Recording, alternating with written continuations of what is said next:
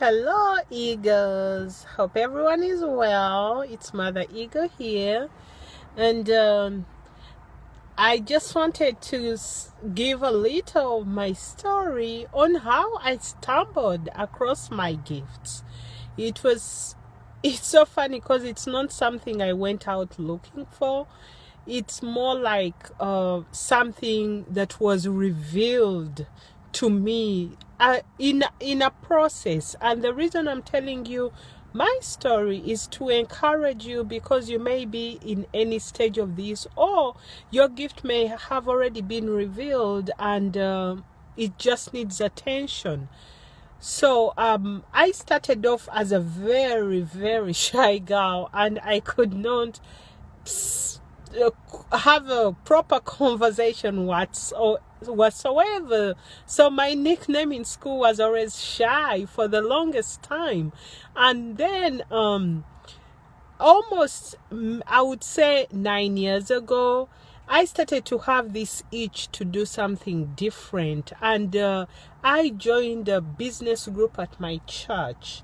So while I was there, one of our leaders gave us a book called Strength Finder.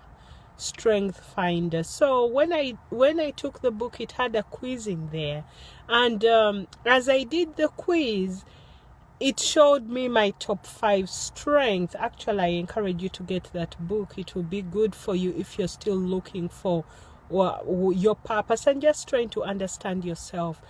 And one of my biggest strengths was encourager, which was like, oh, okay, now it makes sense why people kept drawing to me, telling me their secrets and telling me their issues and waiting for a word of encouragement. I didn't understand why, because sometimes I wasn't in the mood to encourage anybody. I needed encouragement myself, but people kept drawing, random people. I would be walking in the grocery store and someone just from nowhere just says hi. Then when I say hi back, they just tell me their issues, and I give them a word of encouragement. Oh my! So after reading this book, I realized, oh my God, this is one of my strengths. So I have to be more intentional with it. When I learned that, I realized that once it's your strength, God gives you the grace to handle it. Because one of the things that used to annoy me was someone asking for encouragement when I'm not in the mood. But once I started understanding, I made myself available, and then I discovered that as I share, I get fulfilled. I get stronger. I encourage myself as I'm encouraging others. I figured this is cool. I like that. Then as I was serving at my church, doing small things here and there, I preferred being at the guest services, because since I was still a bit shy, I didn't want to interact with people that much. Then one day, one of the leaders was short of volunteers and asked me to help out at the door. It was okay, I'm a bit shy, but I'll do it. Oh my goodness! I was so exhausted that day, and I was at the door only like 30 minutes. When I got home, I was exhausted. And I'm like, Lord, I'm not doing that again. So the next weekend, that leader asked me again to help out at the door.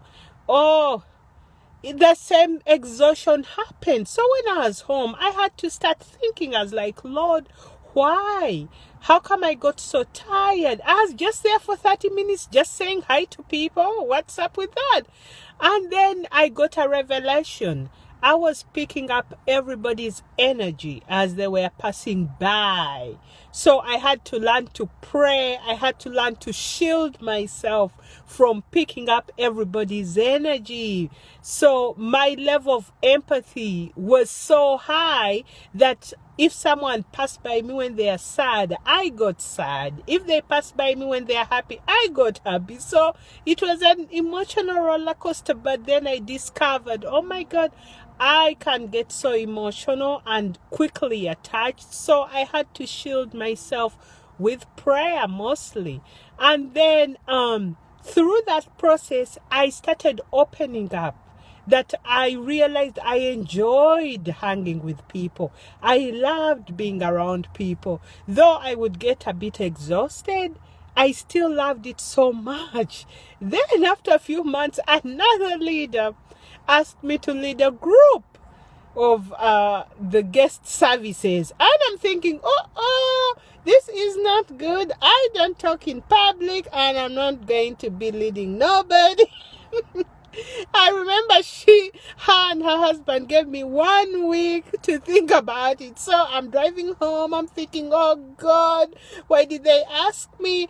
First of all, I don't pray in public. Secondly, I'm not leading anybody. Most of these people are mature. What am I going to tell them? So when I came back the next Sunday, they told me, have you made a decision? I was like, yeah, because I had no excuse. Why not to? I was available. I had the time. So I ended up starting to lead this group. That's when I discovered not only did I love people, but I love to teach. I love to instruct. And slowly but surely, my gift started developing right there at the church, from one level of leadership to another. And it gave me an opportunity to polish my gift. It gave me an opportunity to serve others.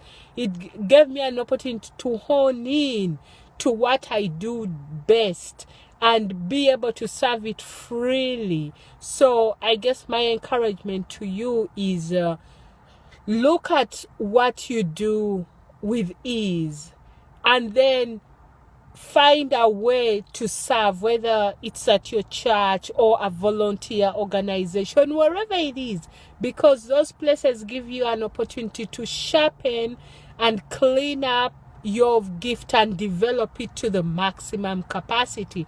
Because at my church, I got so many opportunities to speak and to lead and to mentor. So in that process, I was growing too and polishing the gift. You see, so your gift may be revealed one layer at a time. Some people just know right away. Mine was hidden under all forms of programming, and the more I release a layer and let go of conditional programming, environmental and cultural things, the more my gift gets sharper and better and easier to serve others. So I'm encouraging you, find your gift and see how you can serve the world with it. It's way easier doing it that way.